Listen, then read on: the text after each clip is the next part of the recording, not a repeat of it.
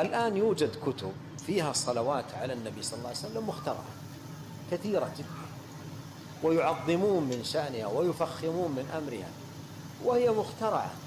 الصحابة رضي الله عنهم مع علو كعبهم ورفعة شأنهم وفصاحتهم وإلمامهم بالدين وقرب عهدهم بالنبي صلى الله عليه وسلم وتلقيهم عنه ما اخترعوا صيغا. قالوا كيف نصلي عليك؟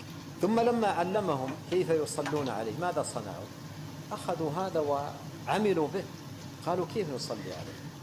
قال قولوا اللهم صل على محمد وعلى آل محمد كما صليت على إبراهيم وعلى آل إبراهيم إنك حميد مجيد، وبارك على محمد وعلى آل محمد كما باركت على إبراهيم وعلى آل إبراهيم إنك حميد.